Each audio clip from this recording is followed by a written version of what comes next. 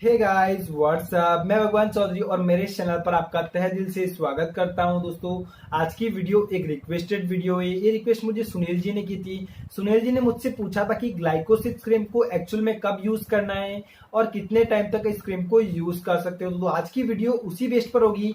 आज की वीडियो में हम जानेंगे कि ग्लाइकोसिस क्रीम को किस पर्पस के लिए यूज कर सकते हो, इसकी क्या बेनिफिट्स है, इसकी क्या साइड इफेक्ट है और कितने टाइम तक आप इस क्रीम को यूज कर सकते हो, कब यूज करना चाहिए, सारा कुछ इस वीडियो में डिस्कशन करूंगा। अगर आपको ग्लाइकोसिस क्रीम यूज करना चाहते हो या फिर आप इसको परचेज करना चाहते हो, ये वीडियो आपके लिए बहुत ही हेल्पफुल होगी। तो वीडियो को स्टार्ट करने से पहले एक ही रिक्वेस्ट है दोस्तों, अगर आप चैनल पर पहली बार आए तो चैनल को सब्सक्राइब करने के साथ बेल आइकन को जरूर प्रेस कर ले, जिससे कि हमारे आने वाले वीडियो की नोटिफिकेशन आपके पास सबसे पहले मिल सके।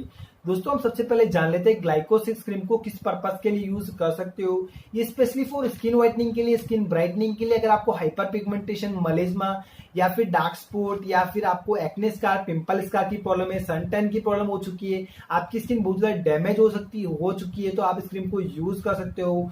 इसमें ग्लाइकोसिस क्रीम में ग्लाइकोलिक एसिड 6% में यूज किया गया है, जो कि आपकी स्किन की ऊपर की लेयर को बिल्कुल ही हटा देता है, उनको उसको पिल कर देता है।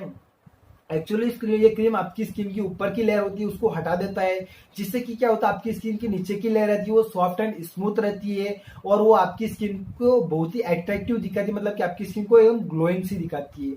लेकिन इसको यूज करने का कुछ तरीका होता है। इसको ओनली फॉर नाइट में अप्लाई करना है, डे में बिल्कुल ही अवॉइड करना है इस क्रीम को। इस क्रीम को ओनली फॉर डे में बिल्कुल यूज नहीं करना है। डे में आपको रेगुलरली सनस्क्रीन अप्लाई करनी होगी।